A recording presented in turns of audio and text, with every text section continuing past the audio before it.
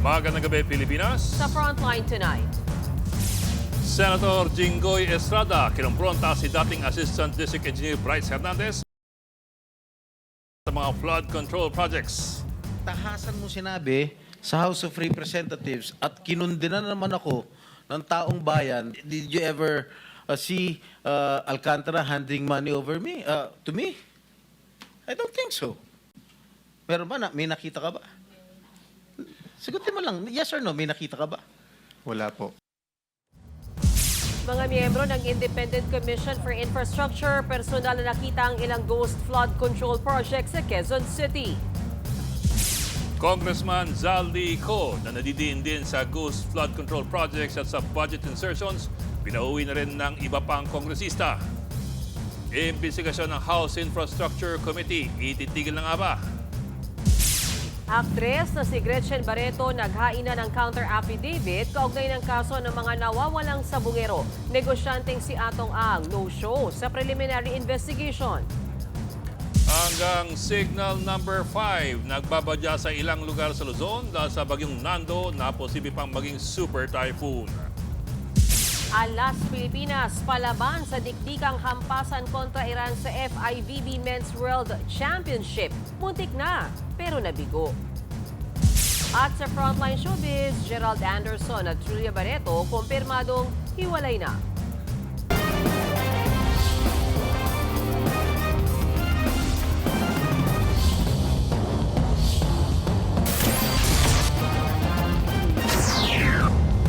Nakaharap na ni Senador Jinggoy Estrada ang naglaglag sa kanya sa Kamara na si dating DPWH Assistant District Engineer Bryce Hernandez. Nang kumprontahin, kumambyo ang engineer. Bukod dyan, inilabas din ang CCTV ng kontratistang nag-deliver umano ng pera sa loob mismo ng Senado. Narito ang aking report. Sa pagpapatuloy ng investigasyon ng Senado sa flood control anomalies, lumutang ang pangalan ng isang kontratista na konektado umano sa lagay o kickback para sa mga proyekto. Nakuhanan sa CCTV ng Senado si Mina Elamparo Jose, may-ari ng WJ Construction na pumunta sa Senado noong August 19. Ayon sa dating DPWH official na si Bryce Hernandez, siya umano ang naghahatid ng obligasyon o lagay para sa proponent ng flood control projects. Pero pagilinaw ni Mina, bumisita lang siya sa opisina ni Senator Erwin Tulfo para ayusin ang sira nitong veranda. Para nagamit po yung opisina ko para dumaan po siya sa broom. You should have told us na may kaibigan ka under investigation.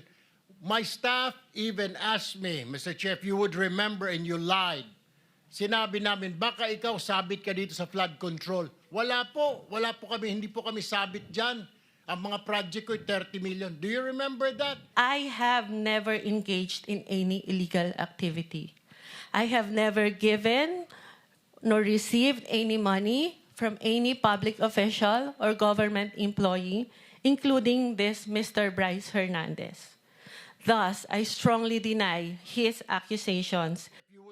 Giit pa ni Mina, hindi siya naghatid ng pera sa kahit sinong senador. So hindi mo kilala si Senator Jinggoy at hindi ka nagdala ng pera sa kanya?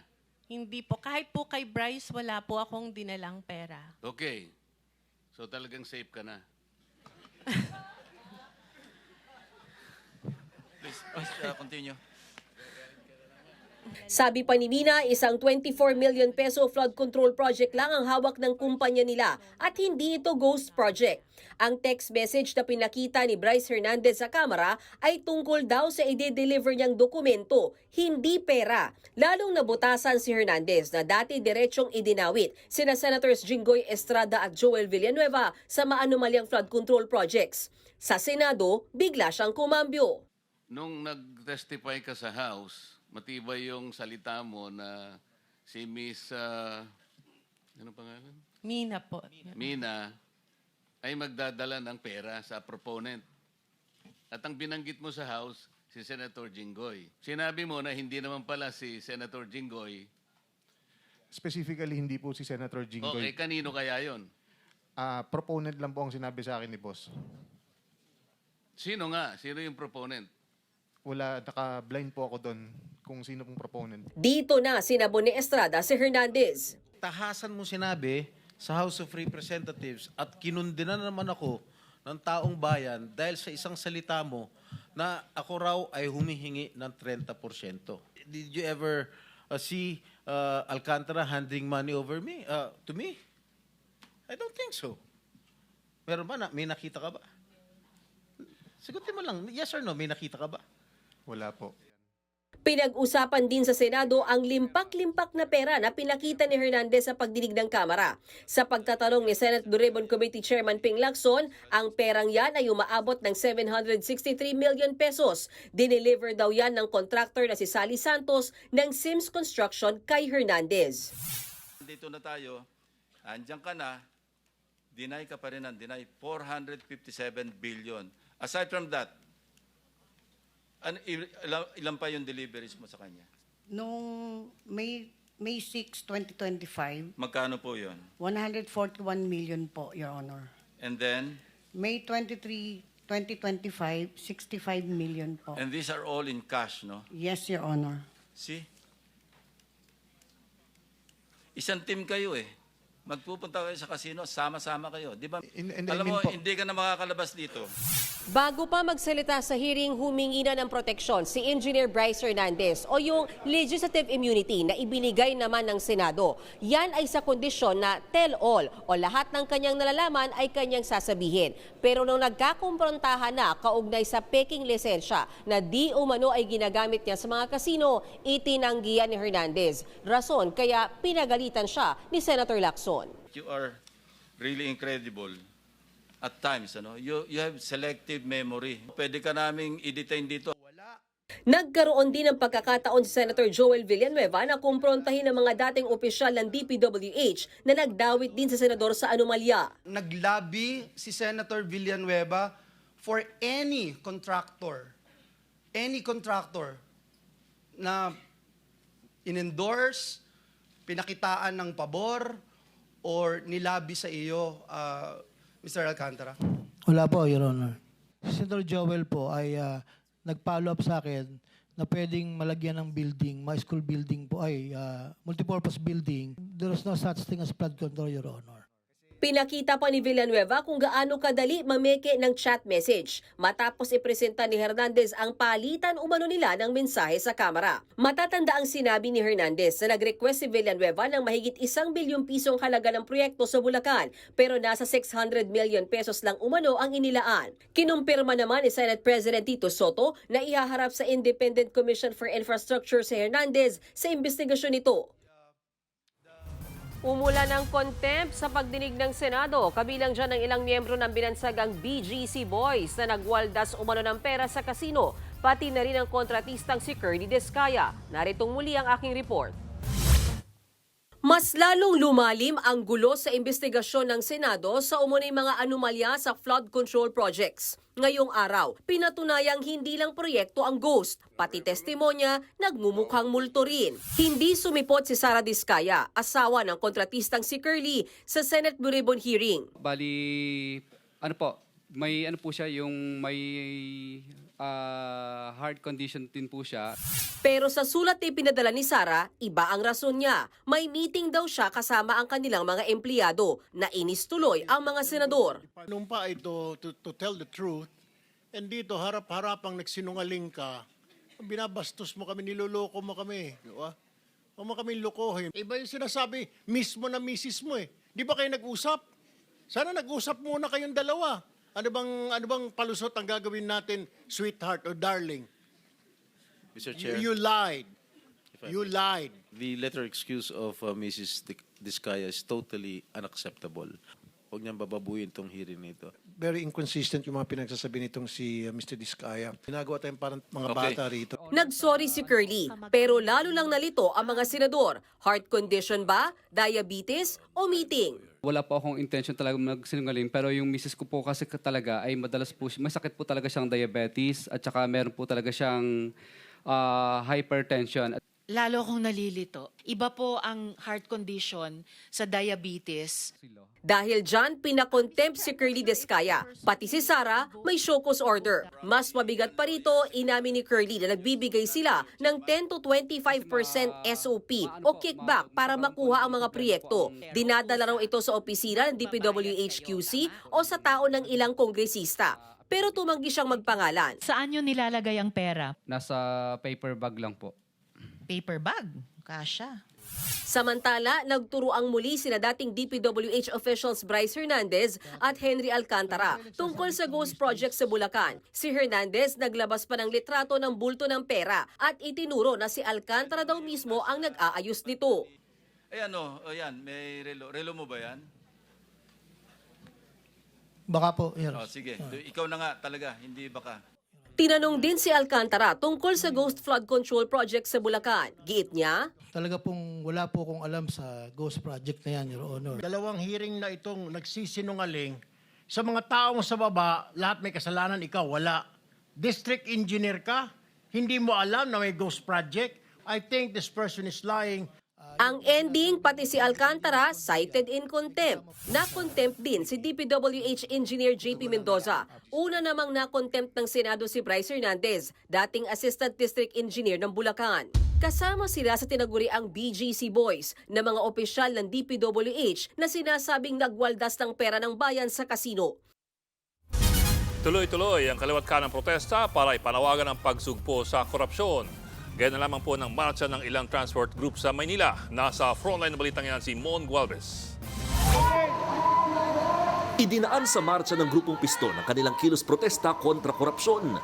Mula Espanya hanggang Menjola sa Maynila, naglakad ang mga tsuper at operator habang isinisigaw ang pagkadismaya sa katiwalian sa pamahalaan.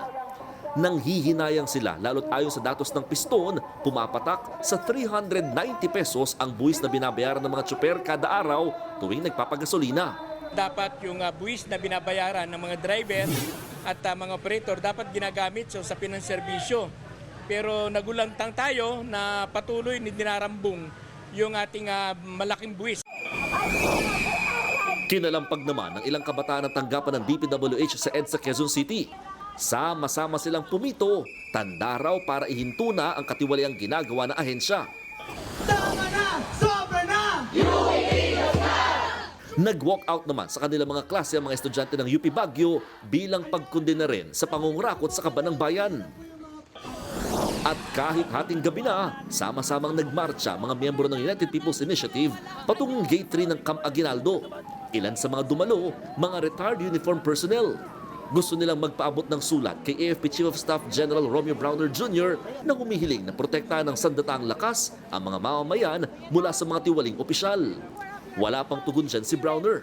Babala nila, patikim pa lang daw ito ng mas malawakang kilos protesta sa linggo. Wala nang political color, di bali ng anong partido mo. Basta kung ayaw mo ng korupsyon, gusto mo ng kaayusan at pagbabago, magsama-sama tayo rito manalangin. Nagbabalita mula sa frontline, Mon Gualvez, News 5. Idinadaing na ng mga residente ang umunay substandard na riprap sa Compostela, Cebu. Hindi pa man daw kasi tapos ang construction, gumuho na ang ilang bahagi nito. Naasa frontlining balita si John Aroa ng News 5 Visayas. Natabunan ng malalaking tipak ng bato mula sa gumuhong riprap ang ilang nakaparadang motor na ito sa barangay Kabadyangan sa Compostela, Cebu. Isa-isang inalis ng mga may-ari nito ang bato para sana gamitin papunta sa kanilang trabaho. Pero wasak na at hindi na raw pwedeng magamit ang mga motor. Hindi pa tapos ang construction sa buong riprap nang gumuho ang bahagi nito. Lumambot kasi ang lupa nito dahil sa sunod-sunod na pag-ulan. Pero tingin ng ilang residente, substandard umano ang pagkakagawa ng riprap. Way kabilyaw, way puting. Walang bakal, walang footing. Nilagyan lang ng bato at semento ang harap. Pero walang matibay na pundasyon sa likod. Kaya pagdating ng tag-ulan, tiyak, naguguho talaga. Wala namang nasaktan pero nababahala ang may-ari ng bahay na nakatayo sa tuktok ng gumuho na riprap. Nagkabitak-bitak na rin daw kasi ang pader ng kanilang bahay. Pagdudungaw ako sa ibaba, parang natrauma ako. Sabi nila kailangan ng lumikas dahil bibigay na ito. Nandito tayo sa bahay ni Nanay Virginia. Makikita nyo dito, nagkabitak-bitak yung semento. Yun, oh, nagkabitak-bitak yung semento sa itong pamamahay ni Nanay Virginia. At napakadelikado dahil nasa tabi lang nito ang ginagawang riprap. So, anumang oras pwedeng gumuho. Ayon kay Cebu Governor Pambari 4, proyekto ng national government ang naturang riprap. Ang problema, walang nakalagay sa nakapaskil na DPWH project billboard nito kung magkano ang pondo sa nasabing proyekto at petsa kung kailan ito sinimulan at matatapos. I already gave instructions to our provincial engineer now to have it checked. So ako na yung ipatanaw. I'm just waiting for his report. Sinubukan ng News 5 na kunan ng panig ang kontraktor pero walang humarap sa amin. Ayon naman sa barangay, tutulungan ng kontraktor ang mga apektadong pamilya. Nagbabalita mula sa frontline. Jan Arua, News 5, Visayas. 4 ang patay sa flash flood sa Valencia, Bukidnon, kasunod po ng malakas na buhos ng ulan. Kabilang dyan ang isang principal, mag-ina at isa pang estudyante. 4 pang residente pinaghahanap ng rescue teams. Hanggang leg sa bahang sinuong ng mga estudyanteng ito sa kanilang boarding house. Naglutangan rin ng ibang mga gamit. Sa Alfonso Lista, Ifugao naman, 8 pamilya ang nilikas dahil din sa baha mula po sa bagyong Mirasol. Tiniyak ng mga otoridad na nabigyan ng relief goods sa mga inilikas.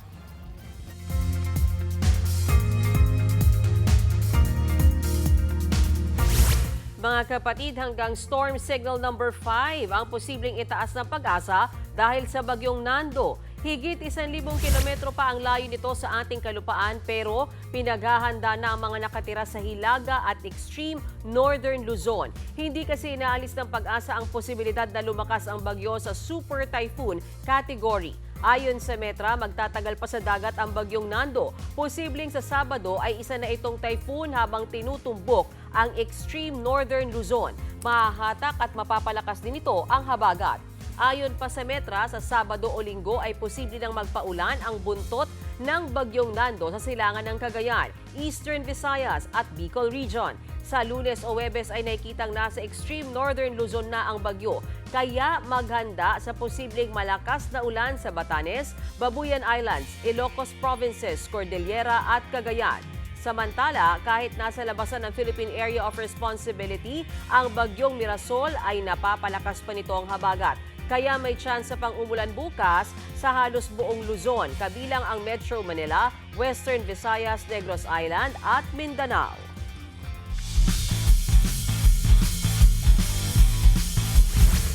Kinapos man ang umabate sa next round, buong pusong lumaban ng Alas Pilipinas sa FIVB Men's World Championship. Hindi niya mababago ang kasaysayang inukit nila sa mundo ng Philippine Volleyball. Nasa frontline ng balitang yan si Ian Suyu.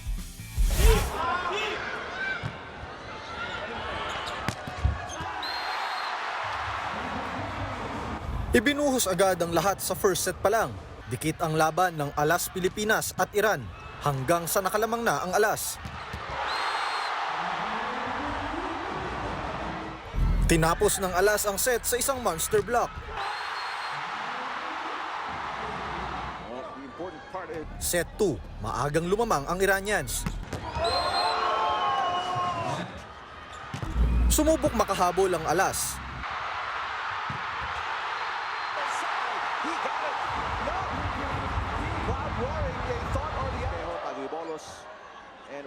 Pero nanaig ang malalakas na hampas ng Team Iran.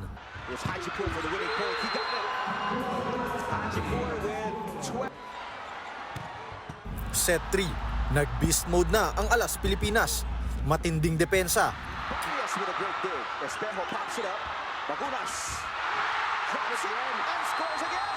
Killer block. Umaatikabong atake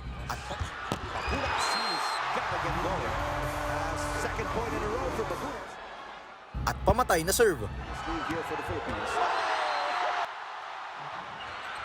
Wagi ang Alas, 25-17. Now Espejo looking for the win. Yes, he got it! Winning point of set number 3, Mark Espejo. Fourth set, dikit na dikit ang laban. Atake ang Iran, pero puno ng power ang serve ng Iranians. Tamar finds Urias. Yes! Lalo silang nagka-momentum at napush pa ang laro sa fifth set. Urias. He has been automatic. Patayan na sa do-or-die set. Maagang nakalamang ang Team Iran. Nakahabol ang alas. Nang malapit na ang match point, inutakan ni Owa Retamar ang kalaban. Right now, 1-2. Yes! Owa Retamar puts the foot. Talaga namang makapigil hininga ang laban. Nagpalitan ng puntos ang dalawang koponan, pero nasa alas ang momentum. Sa isang punto, nagdiwang ang mga nasa Moa Arena sa inakalang power block. Hakparas rejected! And there it is! Malabunga! Nang mag-challenge ang Iran, meron ngang net touch. Nagpatuloy ang laro hanggang sa nagwagi ang Iran. Final score, 22-20. Dahil dyan, aabante ang Iran sa round of 16. Sila na lang ang natitirang Asian team sa FIVB Men's Volleyball World Championship. Sa kabila niyan, napatunayan ng Alas Pilipinas na may ibubuga tayo sa volleyball. From the start naman ng tournament, di naman namin na-expect na aabot kami sa gantong pagkakataon. Ayun nga, syempre naging masaya kami na na umabot kami sa gantong klaseng sitwasyon na pwede kami makapasa sa round 16. Di naman namin na-expect, pero ayun nga, binigyan kami ng chance and ginrab naman namin. But ayun nga. I am very proud because we improved a lot. We show that we can play a good volleyball. Bagamat bigong umabante sa next round, patunay lamang ang kampanya ng Alas Pilipinas na marami pa tayong aabangan mula sa kanila sa mga susunod na torneo. Nagbabalita mula sa frontline, Ian Suyo, News 5.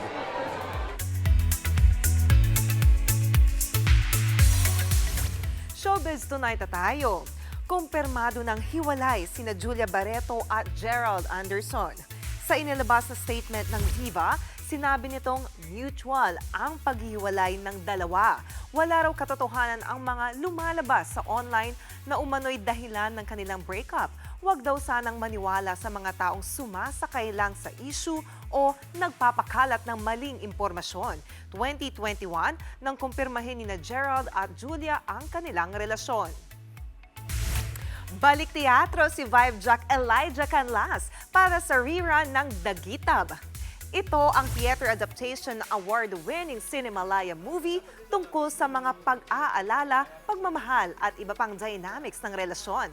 Kasama ni Elijah rito, sina It's Okay to Not Be Okay star Agor Isidro at ilang cast ng Batang Quiapo. Say ni Elijah, masaya siyang nakabalik sa kanyang first love, ang theater. Laging exciting and laging may bagong natututunan. It's the purest form of the art form, the craft na you can experience. Exciting din ang mga showbiz update na ihahatid ko when we return. Susunod, Independent Commission for Infrastructure nag-inspeksyon na sa ilang ghost flood control projects sa Quezon City. Ilang mambabatas na nawagan kay Congressman Zaldico na bumalik na ng bansa. Gretchen Barreto, tikom ang bibig sa issue ng missing sabongero sa pagharap niya sa DOJ. At upcoming Season 2 ng live-action series na One Piece, may pasilip. Magbabalik pa ang Frontline Tonight.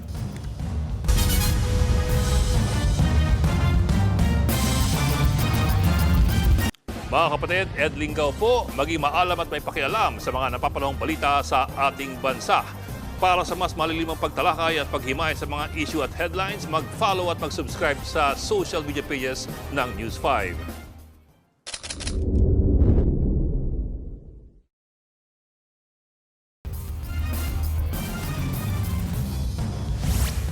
Sapul sa video ang dump truck na biglang umandar habang tinuto sa Taguig. Nakaladkad pati ang tow truck katabangga sa Center Island. Nagdire-diretso naman ang dump truck. Inararo nito ang 3 bahay sa tabing kalsada. Wala namang nasaktan. Nawalan umano ng preno ang dump truck. Nag-inspeksyon na ang Independent Commission sa ilang proyekto sa Quezon City. May nadiskubring substandard at meron ding ghost projects. Nasa frontline ng balitang yan, Gio Robles. Sa unang pagkakataon, mga miyembro ng Independent Commission for Infrastructure o ICI ang nanguna sa inspeksyon sa mga maanumalyang flood control projects ng DPWH. Pakay ng ICI members ang ilang proyekto na sinumbong mismo ng Quezon City Local Government. Kompleto sina ICI Chairperson at dating Supreme Court Justice Andres Reyes Jr., dating DPWH Secretary Babe Singson, Baguio City Mayor Benji Magalong, at SGV Managing Partner Rosana Fajardo ng Maglibot sa lungsod. 4 na flood control projects ang personal nilang dinayo, gaya sa Barangay Tatalon. Sa pagsisiyasat ng QC Department of Engineering, walang ginawang proyekto sa lugar. Hindi na itago ni Mayor Magalong ang panlulumo nang makita ang proyektong 48.2 million pesos ang halaga. Parang you're out of words. Unbelievable eh. They can be so bold, so comfortable na gumawa ng ganitong mga project. Sunod na pinuntahan ang proyektong ito sa isang ilog sa lungsod na hindi matukoy ng LGU kung saan nagsisimula at matatapos. Substandard din umano ang pagkagawa, kaya posibleng perwisyo pa sa mga residente sakaling bumaha ulit. Lagpas tao ang baha tuwing umaapaw ang San Juan River sa bahaging ito ng Barangay Rojas sa Quezon City, kaya tinayuan ng flood control project. Pero ang problema, hindi pa matapos-tapos at umabot na sa 92 phases ang proyekto na may halagang 141 million pesos. Yung span po ng San Juan River in Quezon City is around 4 kilometers. So yung nahati-hati po siya. Tapos hindi pa natin alam kung ano yung mga limits ng bawat isang phase. Kalukuhan na yan. Chap-chap yan. Hindi naman obvious yan. Yung Blumentritt Interceptor, 3.3 kilometers, 3 phases lang. May 66 ghost flood control projects sa Quezon City, ayon kay Mayor Joy Belmonte. Naisumite na ng lungsod sa ICI at DPWH ang resulta ng kanilang independent audit. Ayon kay Dizon, pareho sa Mindoro at La Union ang modus sa mga questionableng proyekto sa Quezon City. Yung patterns pareho, ganun din, walang mga plano, walang ni ha-ni-ho sa local government. Hindi kumuha ng building permit, kamukha din nung sa Mindoro, kamukha din nung sa Bulacan. So may nakikita tayong recurring pattern dito o modus. Nagbabalita mula sa Frontline, Gio Robles, News 5. Iminungkahi ng isang kongresista na hinga ng medical certificate si Congressman Zaldico kung totoo ngang nagpapagamot siya ngayon sa Amerika. Sa gitna yan ng mga binabato sa kanya gaya ng pagsisingit umano ng maanumalyang flood control fund sa 2025 national budget. Nasa Frontline ng balitang yan si Marian Enriquez. Nagbago na ang liderato sa Kamara at mabigat agad ang binitawang salita kahapon ng bagong House Speaker na si Faustino Boji D. I will not defend the guilty and I will not shield the corrupt. No rank, no ally, no office will be spared from accountability. Kasabay nito, lumalalim ang investigasyon ng House Infrastructure Committee. Target ngayon si Ako Bicol Party List Representative Zaldico, inuugnay sa kumpanyang nakakuha ng flood control contracts at kinikwestiyon sa mga isiningit na pondo sa 2025 budget. Pero mula nang pumutok ang kontrobersya, hindi na nakita si Ko sa publiko. Ang huling balita, nasa Amerika raw nagpapagamot. Pinauuwi na nga siya ng ilang mambabatas, kabilang na si House Majority Leader Sandro Marcos. He should come home and face the allegations against him. They are too severe and it's dragging the House in the mud. Babala ni Congressman Sandro, pwedeng ireklamo si Ko sa Ethics Committee dahil sa patuloy na pag-absent. Ganyan din ang pananaw ni ML Party List Representative Leila De Lima. Alamin ho natin, talaga bang nasa US siya o wala na po siya sa US? Kasi meron po tayong informasyon na wala na daw po sa US. Let's give him a chance na bumalik. Kailangan sabihan na siya ng House leadership. Para malaman kung totoo bang nagpapa-medical treatment sa Amerika si Ko, dapat siyang hingan ng medical certificate ayon kay Navota City Representative Toby Chanco. Hanggat hindi siya pinauuwi, ang impression ng tao, ang isip ng tao ay pinoproteksyonan siya ng House of Representatives, di ba? So dapat gumawa tayo ng more proactive action na pakita na talagang sinisikap. Ayon naman kay House Deputy Speaker Janet Garin, bago pa man daw magbitiw si Congressman Martin Romualdez, pinulong na pala niya ang mga House at party leaders. Mungkahi ni Romualdez, itigil na lang ang mga pagdinig kaugnay ng flood control projects para hindi na maging magulo. Kasunod yan ng pagbuo ng Independent Commission for Infrastructure. Sa pagkakaintindi namin, wala na. Or kung meron man, ito ay to formally endorse all the documents and the affidavits gathered to the ICI. Pero paglilinaw ni House Infrastructure Committee Co-Chair Terry Ridon, wala pang direktiba na ihinto ang investigasyon.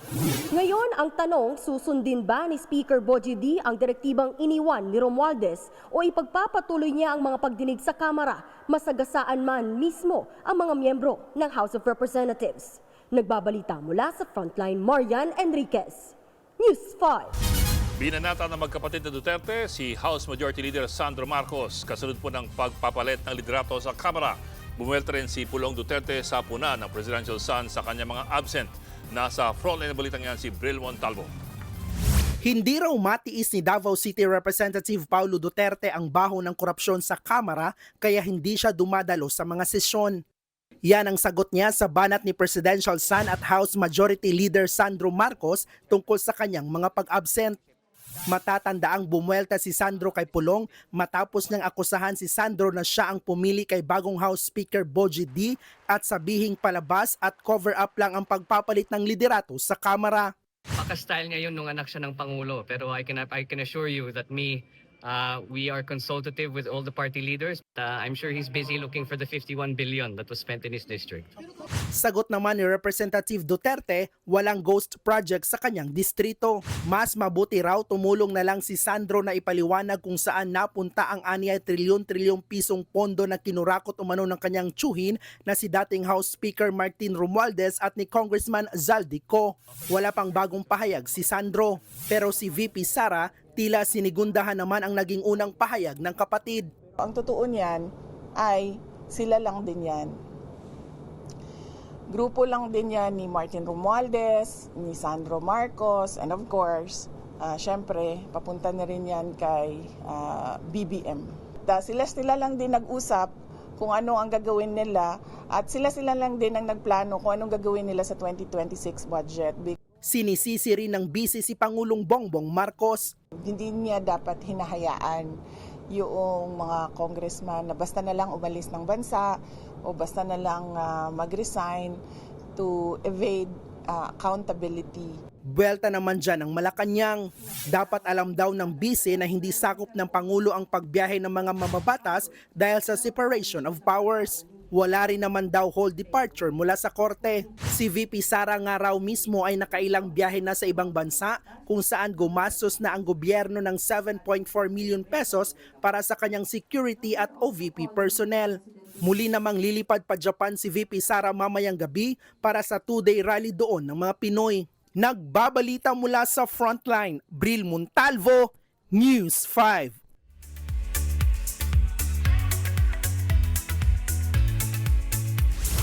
Nag-share ng health update ang American model na si Bella Hadid matapos siyang maospital. Sa kanyang photo sa Instagram, kitang may nakakabit na IV fluid at oxygen kay Bella. Sa caption, nagsorry si Bella dahil daw sa pagiging MIA o Missing in Action. Hindi sinabi ng model ang dahilan ng kanyang pagkakaospital. Pero dati nang na-diagnose ng Lyme disease si Bella noong 2016. Gumaling na siya mula rito noong 2023 matapos sumailalim sa mga treatment. Get well soon, Bella! Susunod, Gretchen Barreto pinababasura ang reklamo sa kanya kaugnay ng mga nawawalang sabongero. Dating abogado ng DepEd sa Palawan, patay sa pananambang. At ang cast reveals sa third installment ng musical film na Camp Rock. Tutok lang mga kapatid dito sa Frontline Tonight.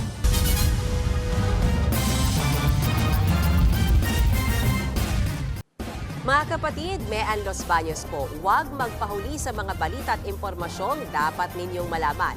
Para sa mas malawak na balitaan at diskusyon, mag-follow at mag-subscribe na sa social media pages ng News 5.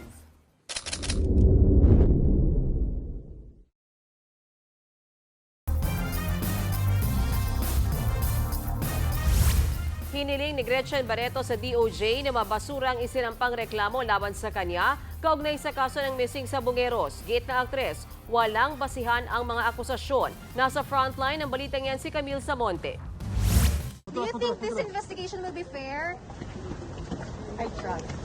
Naghain na ng counter affidavit sa DOJ ang aktres na si Gretchen Barreto para yan sa preliminary investigation sa multiple murder complaints, kidnapping with serious illegal detention at iba pang reklamo na inihain laban sa kanya ng pamilya ng mga nawawalang sabongero. Kabilang si Barreto sa higit 60 personalidad na isinangkot ng whistleblower na si Julie Dondon Patidongan o alias Totoy. Ano po gusto niyong sabihin po sa publiko? Nothing for now. Ayon sa abogado ni Barreto, walang basihan ang mga akusasyon kaya hiniling nila na maibasura ang mga reklamo. And if you look at the complaint affidavit, is actually recognized, the accusations against her are actually recognized as allegations, unsubstantiated, unproven, and at the end of the day, incredible, and made by a witness who's also himself lacks credibility in the. Kasama naman ni Patidongan na dumating ang kapatid niyang si Ella Kim. Dumalo rin si dating NCRPO Chief Jonel Estomo. Bumwelta si Patidongan sa nagsabing wala siyang kredibilidad. Gusto na nilang ubusin yung pera nila, di ba? Una, doon sa pag-entrapment doon, yung ginawa naming entrapment doon na si Mr. Atong Ang mismo at yung si Jaja. Ang complainant na si Jaja Filiarta, sinabing marami ang nagtatangkang manuhol sa kanila para iurong ang kaso. Talagang pera po ang pinapalakad nila para maabsuelto yung mga nagawa nilang krimen. Kahit ano pong i-offer nila, kahit anong ibigay nila sa amin, hindi po namin iurong yung kaso. Wala naman sa preliminary investigation ng negosyanteng si Atong Ang, pero present ang kanyang abogado. Itinanggi niyang may kinalaman ng negosyante sa mag-asawang suspect na naaresto sa Taytay Rizal matapos tangkaing manuhol ng 1.5 million pesos kay Filarta. Hindi pa rin daw handa ang kanilang counter affidavit. Hindi naman namin maihahanda yung counter affidavit ni Mr. Ang sa loob ng 6 na araw na nakaraan lang ngayon mula nung kami ma-serve ng subpoena. Yung mga ipinadala sa aming papeles ay kulang-kulang. Sa September 29 ang susunod na hearing. Nagbabalita mula sa Frontline, Camille Samonte, News 5. Tatlong magkakahiwalay na pananambang ang nangyari sa Palawan, Cotabato at sa Zamboanga City. 4 ang patay dyan. Nasa frontline na balitang yan si Gary De Leon. Wala ng buhay ang dating legal officer ng DepEd Palawan na matagpuan sa Barangay San Jose, Puerto Princesa City. Galing ng prayer meeting si Attorney Joshua La Vega Abrina at pagbabasa sa sasakyan ay doon na siya binaril ng hindi pa nakikilalang suspect. Si La Vega ang nagbunyag ng job items for sale scheme sa DepEd Palawan kung saan tumatanggap di umano ng lagay ang ilang opisyal para sa promotion o transfer ng mga empleyado nito. Bumuo na ng task group na tututok sa investigasyon. May 50 mil na pabuya sa mga pagtuturo sa gunman. Tagtad naman ng bala ang SUV na ito sa Cotabato City. Sakay niya ng pamilya ni Poblacion 5 Chairwoman, Pahima, Pusaka. Umabot sa 50 basyo ng bala ang nakuha. Nasawi ang mister ng kapitana at ang isang driver na nadamay lang. Sugatan naman ang chairwoman at ang dalawa niyang menor de edad na anak. Tinutugis pa ang 4 na salarin. Inaalam pa ang motibo sa krimen. Sa Zamboanga City, sugatan ng Vice President ng isang malaking universidad dahil sa pananambang. Papasok na raw sana sa trabaho ang biktima nang harangin ng riding in tandem.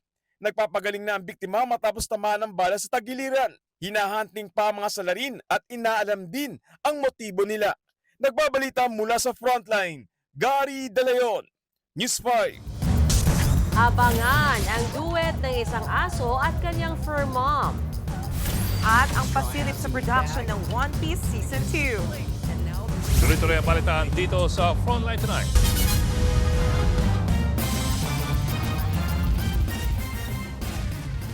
Mga kapatid, Johnny Alipon po, maging updated sa latest entertainment at lifestyle.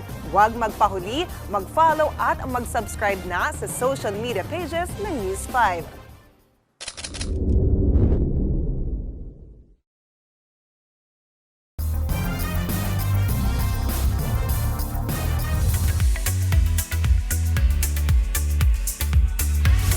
This is real. Nagsimula na ang taping para sa Camp Rock 3. Nag-cast reveal na rin sila. Nagbabalik ang Jonas Brothers na sina Nick, Joe at Kevin bilang members ng bandang Connect 3. Also reprising her role as Connie, si Maria Canals Barrera. Nariyan din sina Liamani Segura, Malakay Barton, Lumi Pollack, Hudson Stone, Cassie Trotter, Brooklyn Pitts, Ava Jean at Sherry Cola. Executive producer naman ang isa pang bida noon at singer na si Demi Lovato.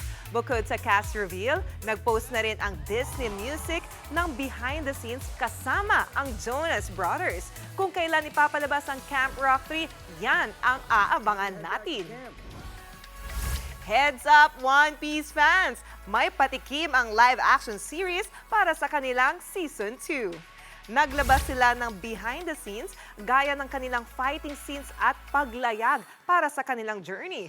Nariyan pa rin ang mga dati ng bida gaya nina Iñaki Godoy, Makenyu, Emily Rod, Taz Skylar at Jacob Romero. Nag-post din sila ng mga litrato ng ilang eksena. Next year, mapapanood sa Netflix ang Season 2 ng One Piece.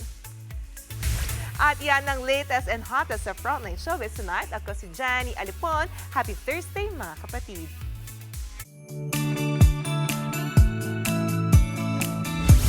Para naman sa ating pabawang pampa-good night, cute na cute ang asong nahanap namin sa TikTok. Aba, kaya niyang makipagsabayan kahit K-pop ang kanta.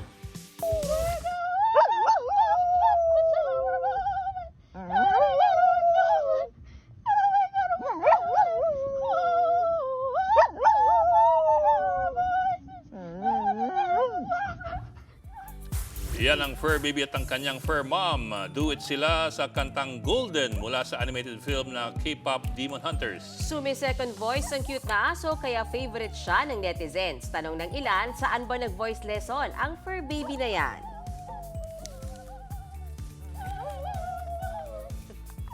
Tsaka parang nasa tono siya, no? In fairness. Ayun pa ito, no? Medyo. Yan. Medyo iba. I expect na yung sa tao yung gagayahin natin, Johnny, hindi yung sa... So, I think, kailangan ko taasan yung boses ko para sa ating mga kapatid. Sabagay, malapit na Halloween, no? Pwede. Bago mag-98 days bago ang Pasko. Halloween daw muna. Yan po ang 45 minutos pag-himay sa mga headlines. Balit at diskusyon para sa paghubog ng matalinong opinyon. Gabi niyo kasaga sa pagbabalita. Ako po si Mean Las Bañas Oroseo. Ako lang po si Adringao. Magandang gabi.